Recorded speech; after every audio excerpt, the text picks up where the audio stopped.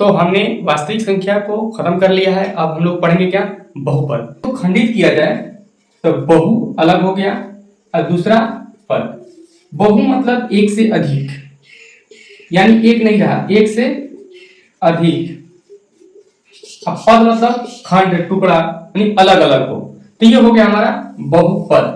लेकिन ये कतई आपका डिफिनेशन नहीं पूछने वाला है आपका बोर्ड एग्जाम। कैसे पूछेगा, तो चिन्ह खींच के इसमें सांप बना देगा, ऐसे कर देगा, और पूछेगा कि किसका शून्य बताइए, ये एक घात में है या द्विघात में है। एक यहाँ पर फिगर बनाए, ऐसे कर दिए, बताइए कि इसमें एक घात में है या द्विघातीय है।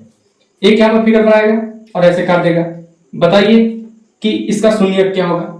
तो इस तरह से क्वेश्चन करने वाला है, ना कि आपका डेफिनेशन पूछने वाला है। फिर भी हम देख लेते हैं कि डेफिनेशन क्या कहता है यहाँ पे, कि x में बहुपद चर x का ऐसा बीजीय व्यंजक है जिसमें x से केवल धनात्मक पूर्णांक घात ही आरोही या अवरोही क्रम में व्यवस्थित हो, यानी कि केवल धनात्मक हो। क्या हो, सीधा सीधा कहें, घात है वो हमारा पहला नंबर क्या होना चाहिए, कि पूर्ण संख्या होनी चाहिए।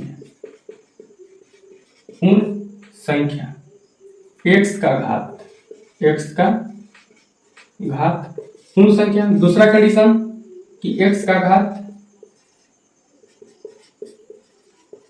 धनात्मक हो, संख्या हो, और दूसरा हमारा ये धनात्मक हो।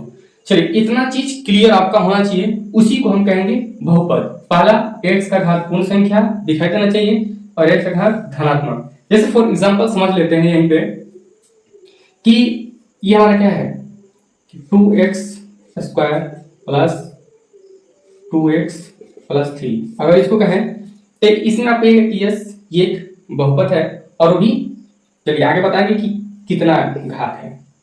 उसके बाद अगर मान के चलिए यहाँ पर हम लेते हैं तो ये एक बहुपद नहीं हो पाएगा। क्यों नहीं हो पाएगा, क्योंकि x और इसका -1 हो जाएगा ना, ऊपर आएगा तो ये -1, तो ऋणात्मक नहीं होना चाहिए। दूसरा, अगर यहाँ पर 3 करके हम नीचे x कर दें तब पर भी वही आ गया, तो यहाँ 3x माइनस हो जाएगा, प्लस में कुछ भी हो तो ये हमारा बहुपद नहीं कहलाएगा।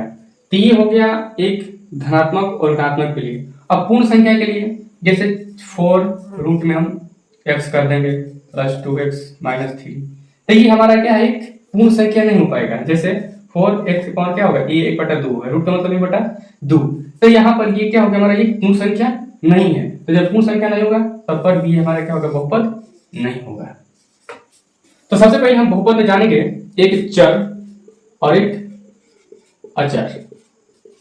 पहला होता है हमारा चर और दूसरा अचर। तो चर क्या है, चर मतलब जिसके मान बदल सकते हो। जैसे हमारा ABCD के अक्षर आते हैं, ABCD, कुछ भी X Y Z, ज्यादातर इन्हीं का इस्तेमाल किया जाता है। अचर में क्या होता है, कोई नंबर, संख्या 1 2 3 इत्यादि, ये अचर है और ये चर। हाँ, बस इतना ध्यान रखिए, ABCD के अक्षर चर और 1 2 जो हम पढ़ते आ रहे हैं उसको अचर। अब ये डिफिनेशन क्या कर रहा है कि x में बहुपद चर x का ऐसा बीजीय व्यंजक है जो x के केवल धनात्मक पूर्णांक के आरोही या अवरोही क्रम में, इस पे ध्यान देने की जरूरत है। आरोही या अवरोही, यानी कि a की पावर सॉरी a यहाँ पे कुछ संख्या हो सकता है, उसका plus a1 x plus a2 x2 plus a3 x3 dot dot dot an x/n, इस रूप में होना चाहिए,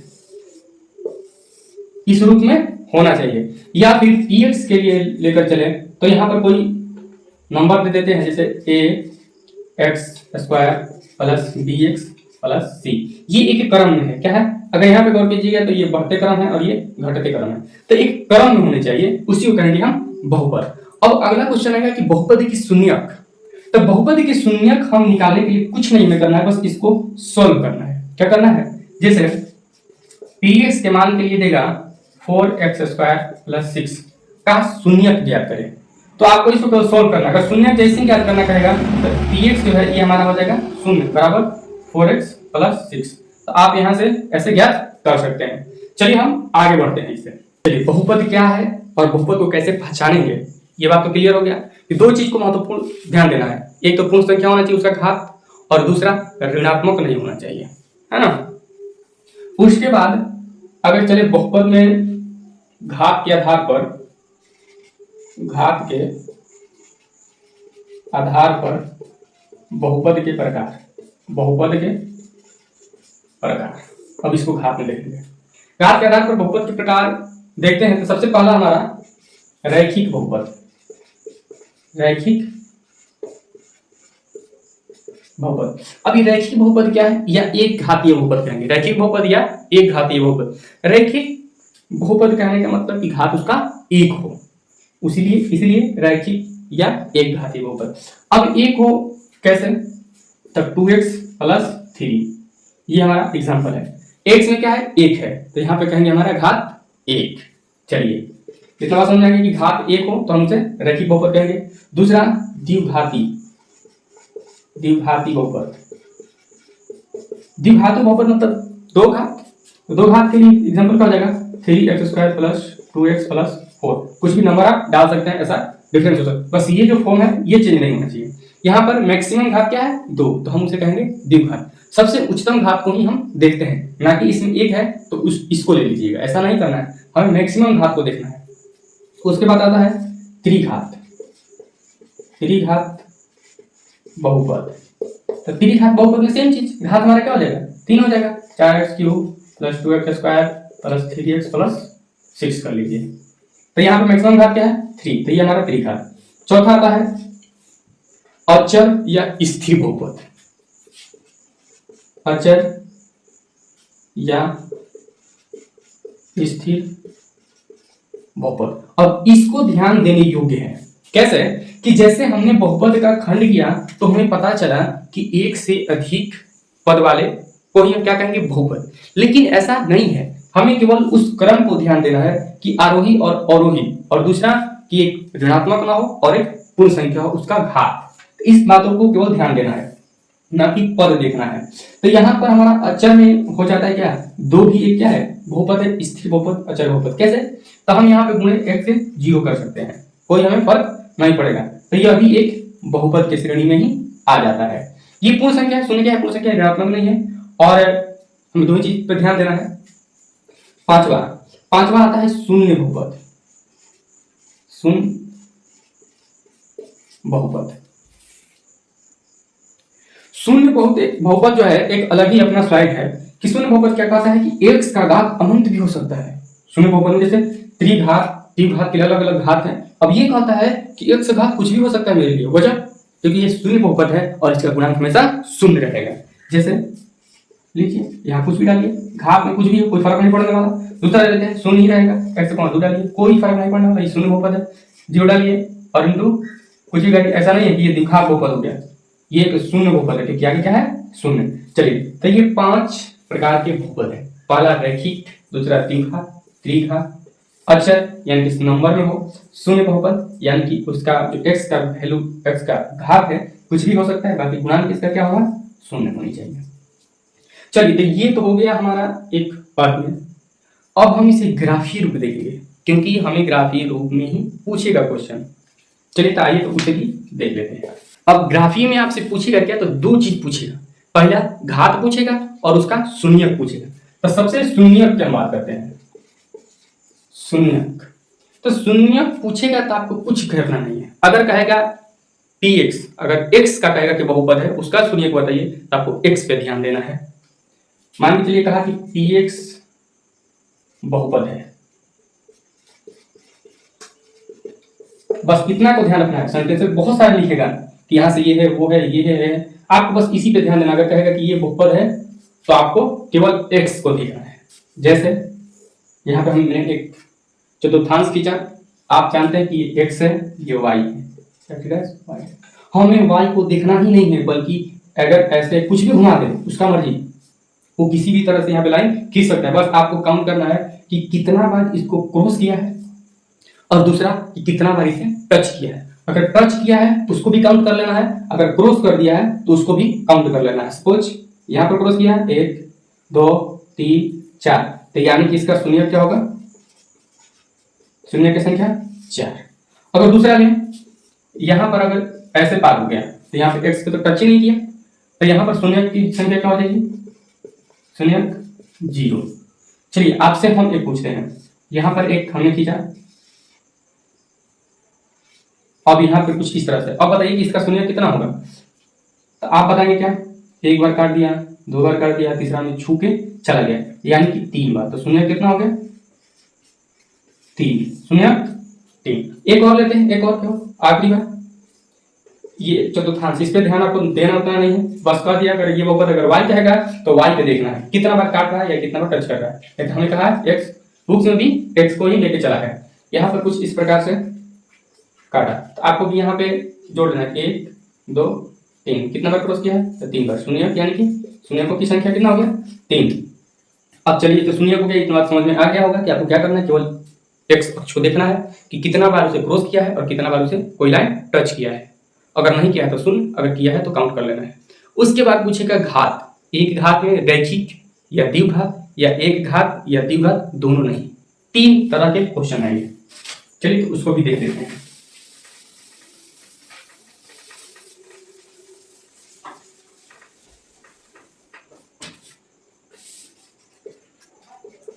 एक घातीय या द्विघातीय या ना एक घातीय न एक घातीय न द्विघातीय, न एक घातीय न द्विघातीय, यानी कि कौन होगा इसमें से 3 ऑप्शन, एक घातीय द्विघातीय ना एक घातीय ना ही द्विघातीय, यानी कि ना ये है ना ये है। तो 3 हमेशा आपको चुना है। तो बस ध्यान देना कि एक घातीय यानी कि रेखिक के लिए हमारा लाइन सीधा होना चाहिए, चाहे कहीं भी हो, क्या हो कहीं भी हो, अगर लाइन सीधा है हम कहेंगे एक घातीय है। पहले एक घातीय को देखते हैं। यहाँ पे हमने लाइन खींचा, ये x ये y डैश ये x डैश, यहाँ पे कहीं भी लाइन खींच दी है, एक घातीय है। यहाँ पे खींचो, लाइन खींचती है, एक घातीय है। यहाँ पे खींचो, एक घातीय है। यहाँ पे लाइन खींचो, ये x y देता रहेगा, कहीं भी लाइन खींच दें एक घातीय। अब बस देखना कि ये स्ट्रेट लाइन हो, यानी कि सीधा हो। ऐसे भी खींच दे तो कोई फर्क नहीं पड़ेगा, जैसे यहाँ पर भी खींच दे x डैश y सीधा है ना, बस क्या होगा, एक घात में बहुपद होगा ये ग्राफ के हिसाब से। अब आपको काट रहा है नहीं काट रहा है इस पर ध्यान नहीं देना है, तो देखना कि स्ट्रेट लाइन है या नहीं। केवल अगर ऐसे करके ऐसे भी कर दिया तो समझना कि एक घात में बहुपद है। चलिए ये क्लियर हो जाएगा। अब आते हैं द्विघात के लिए। अगर मजा आ रहा है तो फटाफट इसे शेयर करें और फटाफट लाइक करें। और जो हमारा वास्तविक संख्या है वो हो चुका है, आप चाहें तो वीडियो सेक्शन में जाकर देखें या टेलीग्राम का नीचे लिंक है उसे ज्वाइन हो, और वहां पे आपको पीडीएफ के रूप में, अगर इतना जो ये तो थ्योरी हो गया, उसके बाद जो प्रश्नावली है उसको सोल्व यहाँ करने वाले नहीं है। तो अगर आप उसमें कठिनाई महसूस कर रहे हैं तो सीधा टेलीग्राम से जुड़िए, वहां पे आपको पीडीएफ के रूप में मिल जाएगा। सीधा सीधा आप चाहें तो निकलवा के नोट्स बना सकते हैं या उसे नोट्स पे उतार दे सकते हैं। चलिए तो हम देखते हैं अब द्विघातीय। द्विघातीय में कुछ नहीं ध्यान देना है, क्या जो आपका ये स्ट्रेट लाइन है ना वो मुड़ा रहेगा, जो भी सीधा लाइन आपने देखा वो क्या रहेगा, मुड़ा रहेगा। समझ लेना कि द्विघातीय है। जैसे ये x ये y डैश ये x, हमारा एक घातीय में क्या था, सीधा लाइन था, और इसमें ये क्या करेगा, लाइन को मोड़ देगा। जैसे यहां से लाया ऐसे कर दिया, समझ लो कि द्विघातीय है। यहां से लाया समझ लो ऐसे कर दिया, द्विघातीय है। यहां से लाएगा ऐसे कर देगा, समझ लो द्विघातीय है। यहाँ पे चतुर्थांश बनाया और क्या करके यहीं पे मोड़ देगा, द्विघातीय। नो टेंशन, सोचना ही नहीं है, सीधा देखो कि उस लाइन को मोड़ा है तो द्विघातीय है, कहीं भी दे उसे फर्क पड़ने वाला नहीं है। समझो कि बस जो अगर सीधा लाइन है उसको मोड़ दिया है, समझो द्विघातीय है। क्या हो जाएगा, द्विघातीय। चलिए अगला हम देखते हैं, ना ही वो द्विघातीय हो और ना ही एक घातीय, तो क्या होगा। उसके लिए आपको केवल देखना है, ना ही इस लाइन को सीधा रखेगा और ना ही इस लाइन को टेढ़ा रखेगा, साफ बना देगा। क्या बना देगा, साफ। जहां साफ बना दिया समझ मार देना खचा, खत्म। ना ही घातीय ना ही द्विघातीय, जैसे साफ बना दिया, नहीं ये ना ही द्विघातीय है ना ही एक घातीय। यहां से लाएगा पूरा ऐसे ऐसे कर देगा, नहीं है। तीसरा में चल जाएगा, फटाक करना किस में चल जाएगा, तीसरा में। ना ही एक घातीय है ना ही द्विघातीय है। यहां पर लाया और इस प्रकार से बना देगा, ये क्या है, साफ है। उस लाइन को मुड़ा थोड़ी है, मुड़ा नहीं है तो क्या है, ना ही द्विघातीय ना ही एक घातीय। चलिए देखना, द्विघातीय बहुपद, इसमें क्या होगा कि द्विघात यानी कि बहुपद का अधिकतम घात 2 होगा, जिसका शून्यक भी 2। अगर घात 3 तो शून्यक 3, अगर घात 4 तो शून्यक 4, यानी उतना ही हमें ज्ञात भी करना होगा। तो हम सबसे पहले चलेंगे द्विघातीय बहुपद में, जिसका व्यापक रूप है। अगर पूछ देता है व्यापक रूप या बोलचाल की भाषा में भी आपसे कोई पूछ सकता है, तो आप लिखिएगा px बराबर a x square plus d x plus c. ये हमारा द्विघाती बहुपद का एक रूप है यानी फॉर्म है, इसी के रूप में रहेगा, इसे बोल सकते हैं कि नमूना। अब बात आता है कि इसका शून्य कितना होगा, 2। तो हम मान लेंगे, माना कि शून्यक अल्फा और बीटा है। क्या है, अल्फा और बीटा। और अल्फा और बीटा यानी शून्यक और इसका जो देख रहे हैं स्क्वायर एक्स का गुणांक, इन्हीं के बीच में हम आपस में संबंध को आज दर्शाने वाले हैं। चलिए तो क्लास को स्टार्ट करते हैं। तो सबसे पहले ये हमारा इस बहुपद का शून्यक अल्फा और बीटा है। इसका अगर हम संबंध कैसे स्थापित करेंगे तो हम लिख सकते हैं कि शून्यकों का योग, शून्यकों का योग यानी अल्फा प्लस बीटा बराबर होता है माइनस बी बटा में ए। यहाँ पे बी क्या है, एक्स का गुणांक, और ए क्या है, एक्स स्क्वायर का गुणांक। ये पहला हो गया। और उसके बाद लिखेंगे शून्यकों का गुणनफल यानी अल्फा इंटू बीटा बराबर होता है सी बटा में ए। अब इसका कहाँ काम आएगा, कहाँ जरूरत पड़ेगा, हम आगे देखेंगे। तो इतना समझ आ गया कि संबंध है और ये हमारा फॉर्म यानी कि व्यापक रूप, और इसको हमने मान लिया है कि शून्य किसका, क्योंकि हम जानते हैं कि ये द्विघाती बहुपद है तो दोनों ही इसका शून्य होगा। अब चलेंगे कि इसका जो शून्य यानी अल्फा और बीटा है इसको किस तरह से ज्ञात करेंगे। अगर यहाँ गुणांक है, वहां कुछ अंक दिया रहे तो आइए उसको देखते हैं। उदाहरण ले रखा है यहाँ पर x square plus 7x plus 10, इसी बहुपद का हम शून्य ज्ञात करेंगे। और क्वेश्चन में आपसे एक अलग पूछेगा, वो क्या कि शून्यंक और गुणांक में सत्यता जांच कीजिए, यानी क्या वो सही है या गलत है। तो आइए सबसे पहले हम शून्य ज्ञात करते हैं। शून्य ज्ञात करने के लिए अगर ऐसा कुछ हो तो x square plus 7x plus 10 is equal to 0, ये समीकरण बनाएंगे। उसके बाद हम अपना x का मान निकालेंगे। शून्य का मतलब क्या, x का मान आपको निकालना है। तो आइए इसको कैसे निकालेंगे। सबसे पहले हम क्या करेंगे कि जो हमारा प्रथम पद है यानी शुरू और लास्ट वाला को गुणा करेंगे। क्या कर लेंगे, गुणा करेंगे। तो जैसे ही शुरू और लास्ट यानी कि प्रथम पद और अंतिम पद में गुणा करेंगे, हम यहाँ पर लिखते जा रहे हैं, आप नोट बना सकते हैं ताकि कभी भूलिएगा नहीं। प्रथम पद गुणे अंतिम पद, ये हमारा फर्स्ट स्टेप हो गया। तो प्रथम पद अंतिम पद में गुणा करेंगे तो क्या होगा, 10x स्क्वायर, यही हमारा प्राप्त होगा। दूसरा चरण में हम क्या करते हैं कि मध्य पद का विखंडन, मध्य पद का विखंडन, ध्यान समझिएगा। इस मध्य पद को कुछ इस तरह से तोड़ते हैं कि जोड़ घटाव करने पर ये खुद जितना है उतना प्राप्त हो, और गुणा करने के बाद जो हमारा प्रथम और अंतिम पद का गुणनफल प्राप्त हुआ है वो प्राप्त हो जाए इसके मध्य पद के टुकड़ों से। यानी कि टुकड़ा करेंगे तो 2 टुकड़ा करेंगे, उसको अगर आपस में गुणा करेंगे तो ये प्राप्त होगा, अगर जोड़ घटाव करेंगे तो ये मध्य पद ही प्राप्त होगा। तो ऐसा करने के लिए सबसे पहले हम इसी को यानी जो हम प्रथम पद अंतिम पद में गुणा किए हैं, तो जो हमारा डिजिट आया है, संख्या आया है, उसी को हम एक प्रत्यय के रूप में तोड़ते हैं। जैसे 10 गुणे 1, उसके बाद 2 गुणे 5, यानी कुछ ऐसा तोड़ेंगे कि गुणा करने पर हमारा क्या है, 10 ही आए। तो यहाँ पे हम क्या देख रहे हैं कि 2 5। अब हम बारी बारी से चेक करेंगे क्योंकि ये तो 2 ही आया ना, और भी ज्यादा आ सकता है। तो देखेंगे कि जोड़ घटाव करने पे कौन, यहाँ 7 है तो 7 आ रहा है, तो इसको अगर जोड़ेंगे घटाएंगे तो 7 नहीं आएगा, क्योंकि जोड़ेंगे तो 11, घटाएंगे तो 9। इसको देख रहे हैं तो जोड़ रहे हैं तो क्या है 5 2 7, यानी कि हम इसे 2 और 5 में ही तोड़ेंगे। यानी कि ऐसा तोड़ना है कि पहला में आए मध्य पद और दूसरा चरण में आए क्या, प्रथम और अंतिम पद का गुणनफल। प्रथम और अंतिम पद का गुणनफल इस तरह से तोड़ना है, एक ये और एक ये, इस तरह से विखंडन करना है। उसके बाद हम तीसरा चरण में चलेंगे। आपको ये 2 और 5 के रूप में टूट गया। अब यहाँ पे उसी को सजा लेना है, तो 2x प्लस 5x, कुछ इस रूप में हम यहाँ पर क्या करेंगे, बैठा देंगे। तो ये हमारा हो गया x square plus 2x plus 5x plus 10 बराबर 0, यानी कि सजा देंगे, सजा देना है। यहाँ पर देखिए अगर इसको ऐसे तोड़ दिए कि 5 और 2 को जोड़ेंगे तो 7 हो जाएगा। और इसको गुणा करेंगे तो 10 और x x है तो स्क्वायर होगा, जो कि हमारा ये प्राप्त हो जाएगा। अब इसके बाद हम इन दो को अलग अलग कर देंगे, यानी इसमें देखेंगे कि क्या मिल रहा है, तो x मिल रहा है तो यहाँ x ले लेंगे, प्लस इसमें क्या बचा, x इधर से चला गया तो 2 बचा केवल। यहाँ पर हम डायरेक्टली क्या लेंगे, 5 लेंगे, क्योंकि 5 ही कॉमन है, इसमें भी 5 है और इसमें भी 5 है, तो 5 गुना 10, 2 को छोड़ देंगे, यहाँ बचा x और यहाँ बचा 2 बराबर 0। अब क्या करेंगे, यहाँ पर भी देख रहे हैं कि इसमें अगर ये एक पद और ये एक पद है तो इन दोनों में ये x + 2 कॉमन है, तो x + 2 को बाहर करेंगे, इसमें बचा x और इसमें बचा 5 बराबर 0।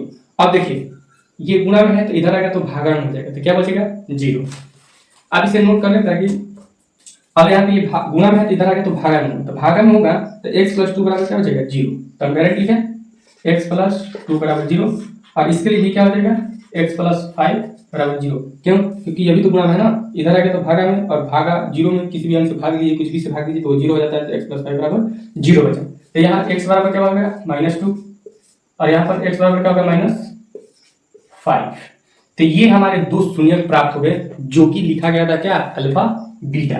तो हम सत्यता की जांच करेंगे, जांच।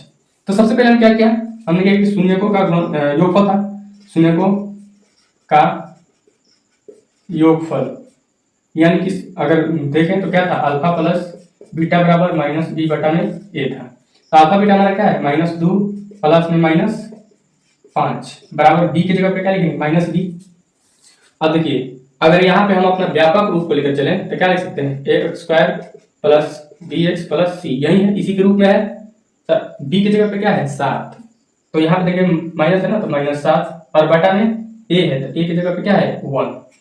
चलिए अब यहाँ पर क्या करेंगे, -2 + -5 बराबर -7, एक का कोई वैल्यू नहीं, तो -2 -5 -7 बराबर -7, यानी ये तो चलिए आ गया सबसे।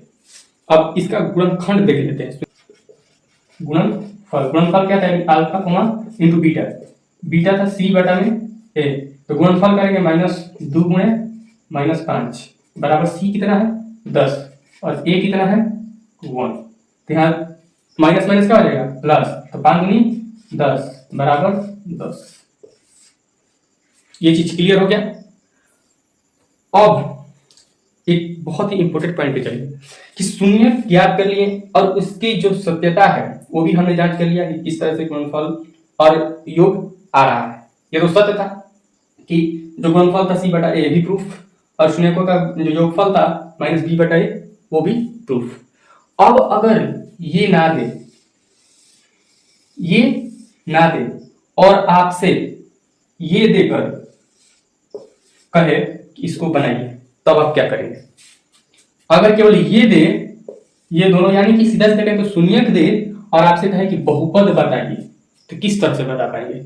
चलिए यही पे थोड़ा सा आपको समझाते हैं, उसके बाद हम उस बहुपद को कैसे निकालेंगे यह भी देखेंगे। हमारे पास देखिए सिंपल वे में है, यहाँ पर अल्फा और यहाँ पर बीटा दे दिया है। तो जब दो शून्यक यानी अल्फा बीटा दे रखा है तो हम उसका गुणनफल किए तो c बटा a, तो जब गुणनफल किए तो हमें ये तो नहीं पता है, इधर का नहीं पता है, चलिए हमको केवल यही पता है गुणनफल, तो गुणनफल किए तो हमारा कितना आया, इधर c बटा a ही लिखिए, और यहाँ माइनस माइनस प्लस 5 दूनी 10 बराबर c बटा a, यानी कि 10 में बटा a कर दीजिए बराबर c बटा a। तो इसको ये लीजिए और इसको ये मान लीजिए। सपोज के लिए जब एक फॉर्मूला है इसके लिए, वो तो बताएंगे ही, लेकिन फॉर्मूला जानने से पहले ये जान लीजिए कि अगर फॉर्मूला आप भूल गए गलती से, वो फॉर्मूला कौन की फॉर्मूला इतने सारे हैं कि अगर दिमाग में नहीं आ रहा याद होते हुए भी, तो आप वहां भटकना नहीं है कि हमसे नहीं बन पाएगा। ध्यान देना क्योंकि गुणनफल हमें याद है, यहाँ पर हमने क्या किया, बस अल्फा गुणे बीटा और -2 गुणे -5 किया 10 है, तो 10 बटा 1, यानी कि यहाँ हमारा दो चीज का वैल्यू निकल गया, c का निकल गया 10 और a का निकल गया 1, दो चीज का निकल गया।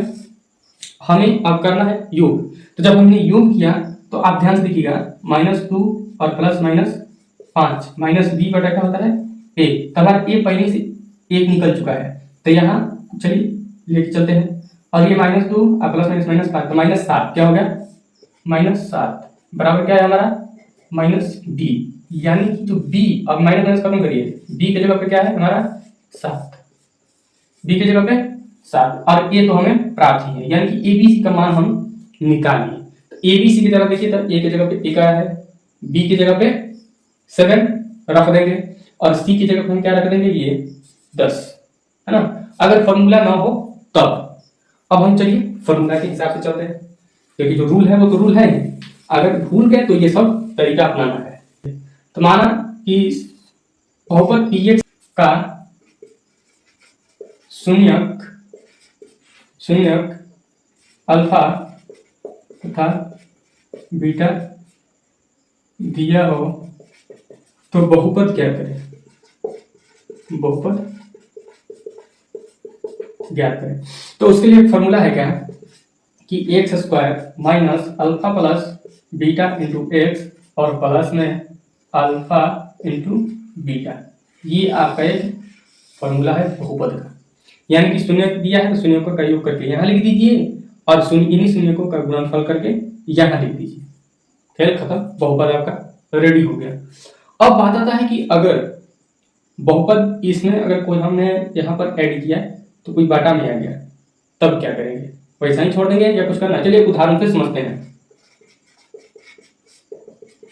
माना कि शून्य दे दिया 2 और एक दिया -5, तो हम किस तरह से बहुपद लिखेंगे, तो बहुपद यानी कि px बराबर क्या होता है, x square plus bx plus सी।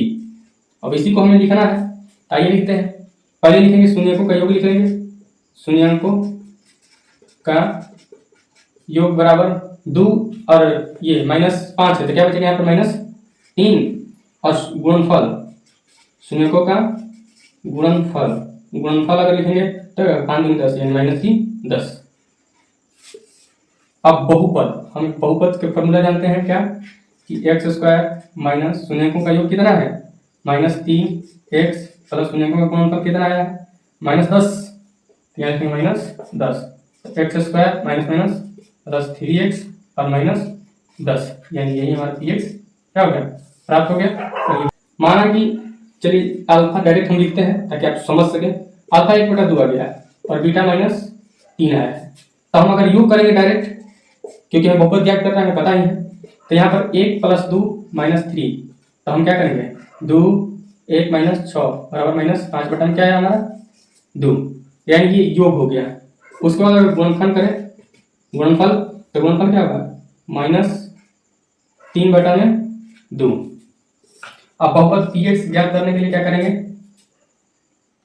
यहाँ पर x square plus alpha plus beta x plus alpha into beta. तो एक्स स्क्वायर के लिए क्या करेंगे, एक्स स्क्वायर लिखेंगे माइनस अल्फा बीटा का योग हमें पता है -5/2 एक्स प्लस गुणनफल भी पता है -3/2। X square minus plus 5/2x plus minus क्या हो जाएगा -3/2।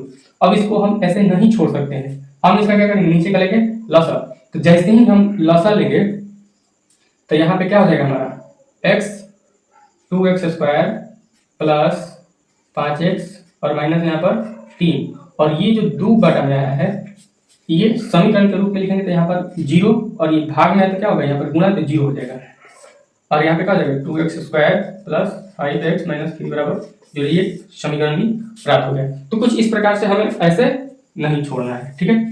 तो चलिए इतना बात समझ में आ गया होगा। वाले हैं त्रिघात बहुपद, लेकिन त्रिघात बहुपद देखने से पहले हम देखेंगे विभाजन एल्गोरिथम, क्योंकि एक लास्ट टॉपिक है और इसको हम लास्ट में ही कर लेंगे। तो सबसे पहले देख लेते हैं क्या विभाजन एल्गोरिथम, उसके बाद देखेंगे त्रिघात बहुपद। तो चलिए देखते हैं। इन बहुपद के लिए अब विभाजन एल्गोरिथम क्या होता है, आप भी जानते हैं कि हमारा जो भाज्य बराबर क्या भाजक गुणे भागफल प्लस शेष वही है, लेकिन अब बहुपद को लिख रहे हैं तो बहुपद क्या होता है कि px gx कुछ इस प्रकार से होता है। तो उसी के फॉर्मूला हम लिखेंगे, जैसे px बराबर gx गुणे qx प्लस rx, जिसमें होता क्या है कि कुछ इस प्रकार से हम डिवाइड करते हैं, और इधर वाला जो होता है उसको कहते हैं भाजक, ये हमारा भाज्य और ये भागफल, और प्लस में जो भी यहाँ पर आता है वही होता है सेम चीज है, बस इसका केवल फॉर्म चेंज है। तो ये क्या हो गया हमारा भाजक गुणे भागफल प्लस शेष। अगर इसको ले चलें तो ये हमारा ये हो गया, ये ये हो गया, और ये हो गया, और ये हो गया। तो कुछ इस प्रकार से ये, तो आप इसे चाहें तो इसे नोट कर सकते हैं, dx और gx से भाग दें, dx में gx से भाग दें और qx प्लस में rx को हम ज्ञात करें। तो जैसे हमने एक उदाहरण लिया, x प्लस 1 से भाग करना है 2x square plus 3x plus 1, इसमें हमें भाग देना है। कुछ इस प्रकार से आपको क्वेश्चन आएगा। अब ये हमारा क्या है, gx है, और ये हमारा क्या है, px है, यानी कि ये भाजक है और ये भाज्य है। तो हम जैसे ही इसे भाग देंगे तो हमें दो चीज प्राप्त होगा, एक भागफल qx प्राप्त होगा और एक rx यानी कि शेषफल प्राप्त होगा। हालांकि अब शेषफल 0 भी हो सकता है।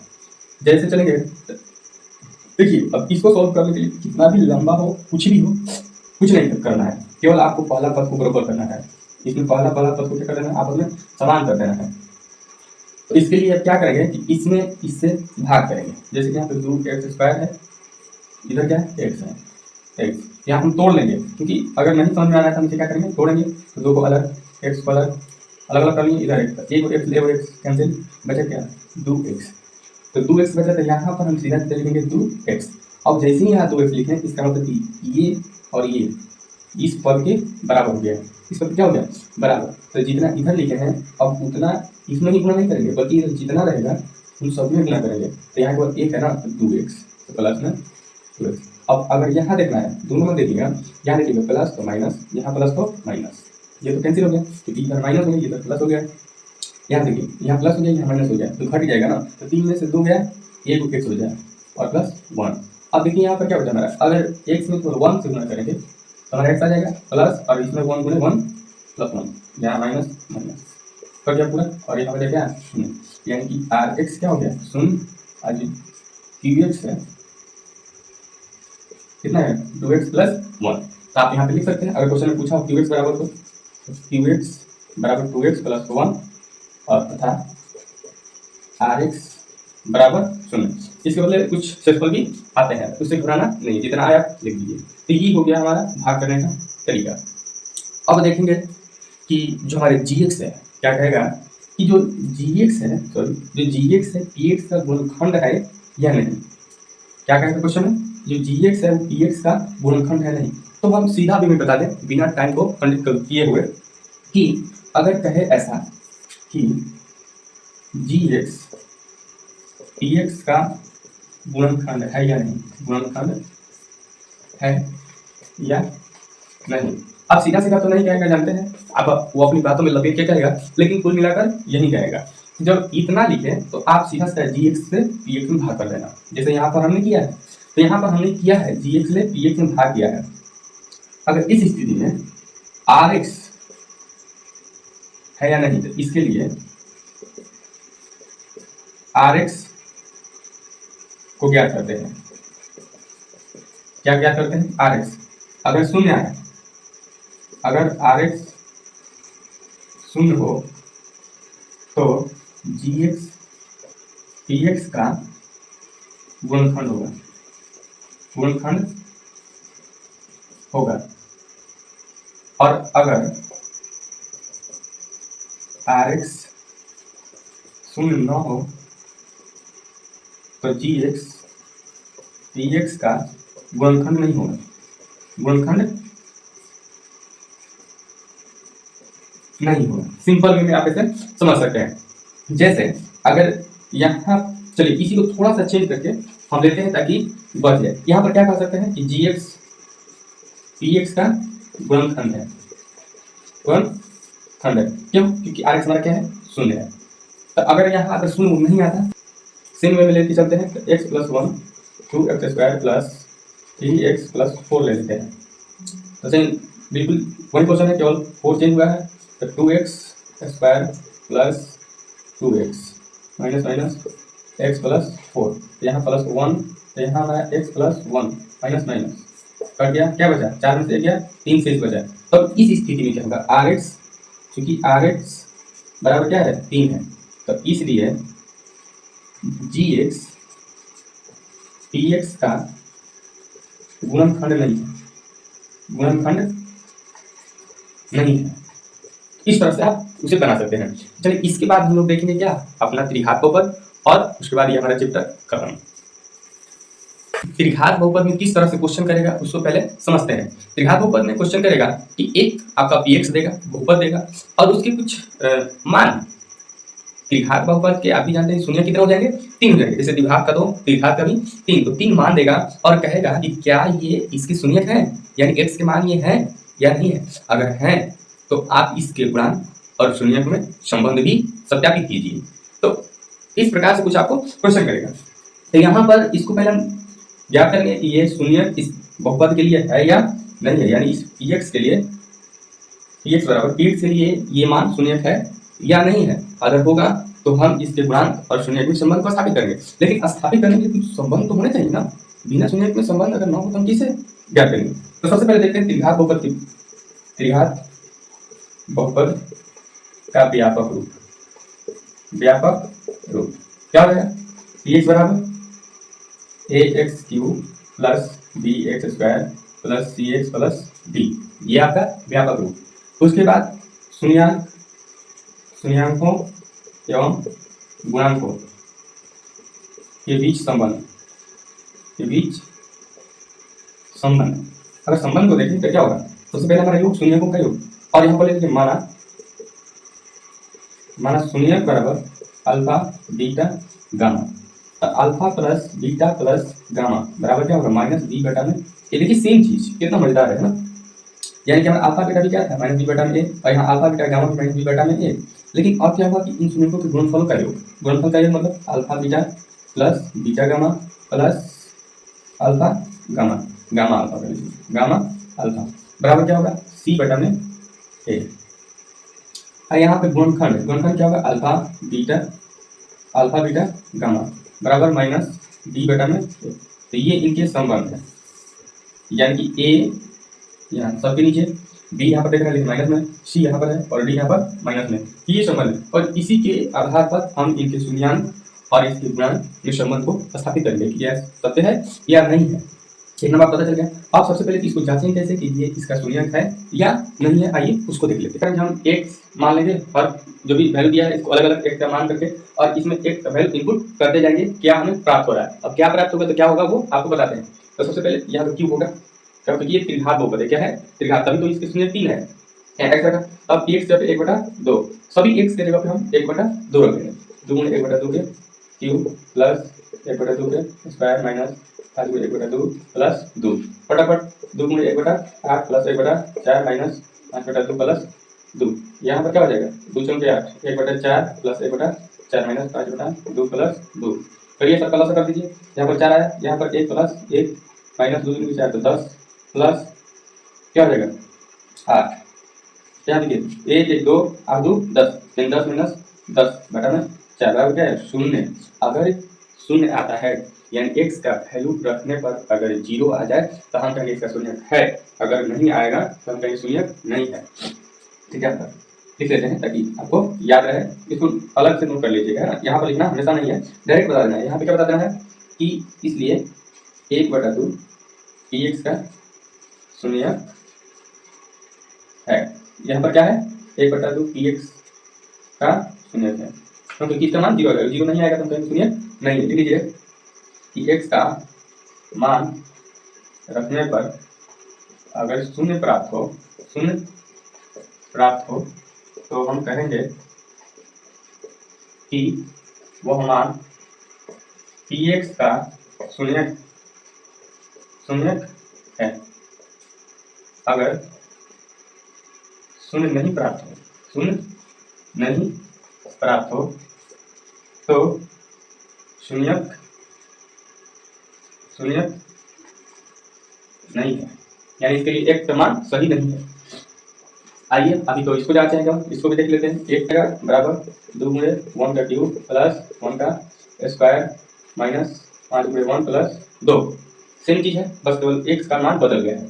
2 इसमें 1 प्लस यहाँ पर 1, यहाँ 5 प्लस में 2, देखिए 2 1 3 3 5 माइनस 5 क्या हो गया 0, यानी कि x का मान 1 क्या हो जाएगा हमारा px का शून्य है, क्या है शून्य है। आइए एक इधर देख लेते हैं, x का मान -2 लेकर, तो px इधर क्या है -2 बराबर 2 गुणे -2 का क्यूब प्लस -2 का स्क्वायर प्लस माइनस 5 गुणे माइनस 2 प्लस में 2, अब यहाँ पे क्या बचेगा 2 गुणे 8 माइनस प्लस में 4 के स्क्वायर है तो माइनस हो जाएगा, माइनस माइनस प्लस 10 प्लस 2, यहाँ पर 8 दूनी माइनस 16 प्लस इसको जोड़ दीजिए 4 6 10 16 प्लस 16 माइनस 16 प्लस 16 क्या हो गया 0। ये अभी करेंगे क्या x बराबर माइनस 2 px का शून्यक है, px का शून्यक है, यानी कि हमने सबको देखा कि ये शून्यक है, अगर शून्यक है तो हम सत्यापित की जांच करेंगे, अगर शून्यक नहीं होता तो सत्यापित की जांच नहीं करते। आइए सत्यापित को भी जांच कर ही लेते हैं। जांच में चलेंगे तो सबसे पहले यहाँ abc का मान लिख लेंगे। यहाँ शून्यक यानी कि अल्फा बराबर क्या है 1/2, बीटा बराबर क्या है 1 और गामा बराबर क्या है -2, और a बराबर 2, b बराबर 1, c बराबर -5 और d बराबर 2। तो सबसे पहले alpha plus beta plus gamma को देखेंगे, क्या था हमारा -b/a, तो माइनस b का मान रखिए सीधा सीधा, अल्फा का 1/2 प्लस 1 -2, इधर शून्य का मान रख लेंगे, इधर -b, तो -b की जगह -1 हो जाएगा और ये हमारा कितना 2, इधर आइए 1/2 प्लस कर लेते हैं 2, इधर 1 प्लस 2 माइनस 4, यहाँ पर -1/2, यहाँ 2 1 3 माइनस 4/2 बराबर -1/2, क्या हो 3 में से 4 गया -1, क्योंकि माइनस में जिसका वैल्यू ज़्यादा है वही चीज़ नीचे आता है, तो यहाँ 1 का ज़्यादा 4 का ज़्यादा है इसलिए नीचे आ गया /2 बराबर 1/2, यानी कि सत्य है। अगला देखते हैं गुणनफलों का योग, alpha beta plus beta gamma plus gamma और इधर से अल्फा बराबर क्या है c/a, गुणा कीजिए अल्फा बीटा 1/2 गुणे 1 प्लस बीटा गामा 1 गुणे -2/1 प्लस गामा -2 गुणे 1/2 बराबर c कितना है -5/2। यहाँ पे 1/2 गुणे 1 करिए तो क्या होगा 1/2 और माइनस प्लस -2, यहाँ पर भी ये तो कट गया तो क्या बचा -1 बराबर -5/2, तो ऐसा ही है इधर भी बटा पे जोड़ कर लेते हैं, तो यहाँ 1 - 4 - 2 बराबर -5/2, 1 4 2 -6/2 बराबर -5/2, तो यहाँ क्या हो जाएगा -5/2 बराबर -5/2, सेम चीज आया। अब केवल गुणनखंड रह गया है तो उसको भी देख लेते हैं। इधर दिख रहा होगा क्या, यहाँ तक दिख रहा है तो यहीं पे देख रहे हैं, यहाँ पर यहाँ अल्फा बीटा गामा बराबर क्या होगा -d/a, तो आपस में कर लेते हैं 1/2 गुणे 1 गुणे -2 बराबर d कितना है 2 तो -2 और इधर भी 2, इधर भी कटेगा तो यहाँ 1/2 गुणे -2 यहाँ कट गया तो -1 बचा, यहाँ कट गया तो -1 यानी -1, तो यह भी हमारा जांच हो गया और ये सत्य निकला। तो इसी प्रकार से हम किसी भी क्वेश्चन को करेंगे और इतना याद रखेंगे कि अगर शून्य ज्ञात करना हो तो केवल x हम सबको अलग अलग रख के मान रखेंगे, अगर उसमें शून्य आता है तो कहीं शून्य है और शून्य नहीं आता है तो कहीं शून्य नहीं है। एक क्वेश्चन केवल आपको 5 मार्क्स का हो सकता है, इसमें जो भी इनपुट है यानी जो भी वैल्यू है वो चेंज कर सकता है, लेकिन जो इसकी थ्योरी है जो पैटर्न है ये इसे नहीं बदल सकता। ये बिल्कुल ऐसा आपको क्वेश्चन देखने को उसमें मिल जाने वाला है, अगर इसको आप करते हैं केवल 5 से 6 मिनट की क्लास होगा और इससे आपको 5 मार्क्स बन जाएंगे मैथ में। चलिए तो आइए देखते हैं कि इसे किस तरह से हम सॉल्व करेंगे और क्या क्वेश्चन करता है। तो क्वेश्चन आपका है, यहाँ पर हमने लिखा है कि 2x की पावर 4 -3x³ -3x² +6x -2 की सभी शून्य ज्ञात कीजिए। सभी शून्य मतलब ये क्या है 4, यानी इसकी अधिकतम घात कितना है 4, तो जब अधिकतम घात अगर 4 है तो इसके शून्य कितने होंगे 4, क्योंकि हमें पता है कि द्विघात बहुपद के 3 द्विघात बहुपद के 2, तो अगर इसके 4 है तो हमें 4 शून्य ज्ञात करने होंगे। लेकिन यहाँ पर इसके यदि इसके 2 शून्य √2 और -√2 हो तो यानी कि 2 शून्य दिया हुआ है और हमें 2 शून्य और इसे ज्ञात करना है, तो हम इसे किस तरह से ज्ञात करेंगे आइए देखते हैं। यहाँ पर हमें पता है कि ये 2 शून्यक है, क्या है शून्यक मतलब क्या है x का मान, यानी कि हम यहाँ लिख सकते हैं x बराबर √2 हल में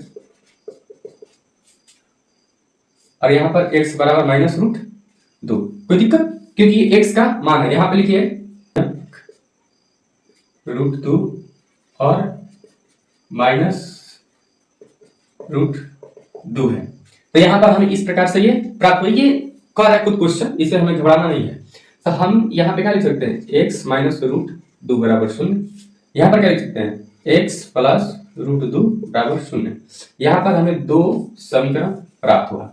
अगर हम इन दोनों से सॉल्व करें एक अलग समीकरण बनाए तो क्या आएगा हमारा x -√2 × x √2 बराबर 0। देखिए कोई हमने इसके बदले अगर ये लिखा है तो इसमें कोई गलती नहीं है, तो वजह क्योंकि हम इसके बदले यही लिख सकते हैं, इतना बराबर ये गुणा में इधर अगर भाग 0, यानी x + 2 बराबर क्या होगा 0। अगर ये चल गया इधर तो 0 हो जाएगा, तो यानी x - 2 बराबर क्या हो जाएगा 0। हमने द्विघात बहुपद में ऐसा लिखा है। अब इसके आगे की हम करेंगे, यहाँ पर हम क्या करेंगे कि x, देखिए x - a x + b, यहाँ तो एक सूत्र बन रहा है, जैसे चूंकि a - b into a + b बराबर क्या होता है a² - b², इसलिए x² - √2 का भी क्या हो जाएगा x² बराबर 0। तो यहाँ पर x² - 2 बराबर क्या हो गया 0। यहाँ पर हमें एक समीकरण मिल गया। अब ये समीकरण किसका है, इनके दो शून्यक से, यानी ये समीकरण इसी का क्या है गुणनखंड है। अगर इसका गुणनखंड है यानी इसी के शून्यक है, तो यहाँ पर इसका अगर हम डिवाइड करेंगे इसमें तो क्या आएगा रिमाइंडर 0। रिमाइंडर 0 आता है तभी हम कहते हैं कि वो gx जो है हमारा फिर क्या है गुणनखंड है। आइए देख लेते हैं, यहाँ पर भाग कर लेते हैं x² - 2 से इसमें 2x⁴ - 3x³ - 3x² + 6x यहाँ पर हम इसमें भाग करेंगे। हमने इसके बारे में जो इस तरह के अगर भाग करना हो तो कैसे करते हैं आपको पिछली वीडियो में मिल जाएगा, आप वीडियो सेक्शन में जा सकते हैं या वीडियो के इस डिस्क्रिप्शन के लिंक में भी देख सकते हैं, वहां से टैप करके डायरेक्ट आपको उस वीडियो तक पहुंचाएगा। तो यहाँ हम जानते हैं कि प्रथम पद को हम क्या करते हैं इसके समान करते हैं और उसी को लेके चलते हैं। तो प्रथम पद को समान करने के लिए क्या करना पड़ेगा, इसमें हम भाग करते हैं तो क्या बचेगा यहाँ पर 2x²। अगर 2x² और x² से हम गुणा करेंगे तो क्या आ जाएगा हमारा इसके समान आ जाएगा, यहाँ पर आ गया। अब इसी से जितना इधर रहेगा उन सभी में हम गुणा करते हैं, तो 2 में करेंगे तो कितना होगा 4x²। तो x³ की जगह पर ना लिख के हम क्या लिखेंगे -4x², क्योंकि x² की जगह पर नहीं लिखेंगे। यहाँ प्लस है तो माइनस, यहाँ माइनस है तो प्लस। अब ये तो कट गया। अब ये जो है इसके बाद x4 के बाद x³ उतरेगा, तो यहाँ -3x³, यहाँ पर क्या होगा +x², क्योंकि ये प्लस है 4 और ये माइनस में। अब पूरा उतार दीजिए +6x - 2। अब इसको छोड़ दीजिए, ये हमको दिख रहा है, तो अगर ये दिख रहा है तो हम इसको समान करेंगे। अब इसको समान करने के लिए हमें पता है कि 3 नहीं है, तो यहाँ -3 डालिए। उसके बाद यहाँ एक x की कमी है तो यहाँ पर x डाल दीजिए। अब ये 3x से x² में गुणा करेंगे क्या होगा 3x³, तो यहाँ पर हमारा तो -3x³ आ गया। अगर ये आ गया तो हमने जो मान लिया है वो सही ले लिया है। यहाँ पर अब इसमें गुणा करेंगे तो -3 और -2 कितना हो जाएगा +6x, यहाँ पर प्लस और यहाँ पर माइनस, ये क्या है ये बचा, ये क्यू है, क्यू के बाद क्या आता है हमारा स्क्वायर, तो स्क्वायर और माइनस में 2 बचा। अब देखिए सेम चीज है, यहाँ पर सेम चीज है तो -1 में हम लेंगे -1 को +1 लेते हैं, +1 और x² - 2 आया, और यहाँ पर ये क्या बचा रिमाइंडर 0। तभी हम कहेंगे कि ये इसका एक गुणनखंड है, तभी हम इसको आगे लेके चल सकते हैं। तो दो हमें बहुपद के दो शून्य ज्ञात है, दो शून्य और ज्ञात करना है, तो हमारा बच कितना गया इतना। अब इससे हम फिर क्या करेंगे शून्य निकालेंगे, तो जो आएगा सभी को ले लेंगे। चलिए तो यहाँ पे इधर आप नोट कर लीजिए, क्योंकि उधर तो अभी रहेगा, इधर का हम मिटाते हैं। चलिए उसके बाद हमारा क्या बचा 2x² - 3x + 1। अब इसको एक समीकरण के रूप में लेंगे और इसको सॉल्व करेंगे। तो सॉल्व करने के लिए हमें पता है कि प्रथम पद अंतिम पद से गुणा करते हैं और मध्य पद को कुछ इस प्रकार से तोड़ते हैं, जोड़ घटाव करने पर ये 3x है और गुणा करने पर ये जो हमारा अंतिम और प्रथम पद का गुणा है वो गुणनफल है। आइए तोड़ते हैं, तो 2x का स्क्वायर हो जाएगा माइनस यहाँ पर 2x कर दीजिए और -x कर दीजिए। देखिए तो यहाँ पे माइनस क्या हो जाएगा प्लस 2x², तो यानी कि हमारा प्रथम और अंतिम पद का गुणनफल क्या है 2x² ही है, और इसको अगर जोड़ेंगे तो 2x - x यानी 1x, यहाँ पर है 2x, तो कितना हो जाएगा 3x। तो यहाँ पर अब हम आगे बढ़ेंगे तो 2 का x का कॉमन लेंगे, यहाँ पे कितना बचा केवल x बचा, और यहाँ पर -1, यहाँ पर कॉमन लेंगे तो क्या होगा -1 का कॉमन लेते हैं, -1 का कॉमन लेंगे तो यहाँ पर बचा x और यहाँ पर -1, तभी तो होगा माइनस माइनस प्लस। अब यहाँ पर आया शून्य। अब यहाँ पर हम क्या करेंगे, इसमें देखिए x - 1 का क्या है कॉमन है, यहाँ अगर एक अलग पद करें तो इनमें x - 1 का कॉमन है तो ले लीजिए। उसके बाद इसमें क्या बचा 2x और इसमें -1 बराबर 0। अब इसी तरह से हमने शुरू में ही लिखा था, तो यहाँ पे क्या हो जाएगा x - 1 बराबर 0 और 2x - 1 बराबर 0। क्यों, क्योंकि ये गुणा में है, इधर गया तो भागा में, तो इसके बराबर 0, और ये भी तो गुणा में है ना, अब ये गया इसके भागा में तो इसके बराबर 0। तो यहाँ पर x बराबर 1 और यहाँ पर आया x बराबर 1/2। क्यों? क्योंकि यहाँ माइनस है तो इधर आएगा प्लस में और ये गुना है तो इधर आ जाएगा भागा में। तो हम यहाँ पर लिख सकते हैं, हम यहाँ पर क्या लिखेंगे कि बहुपद px बराबर इतना, ये 2x/4 minus 3x³ minus 3x² plus 6x minus 2 के सभी शून्यक हैं। 2 तो पहले से दे रखा है √2 और कोमा -√2 कोमा 1 और 1/2।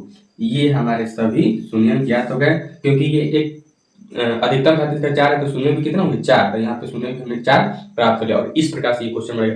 थोड़ा सा लॉन्ग है लेकिन कुछ भी नहीं है, केवल वही करना है जो आप पीछे से करते आ रहे हैं, बस प्रक्रिया बढ़ गई है और कुछ नहीं।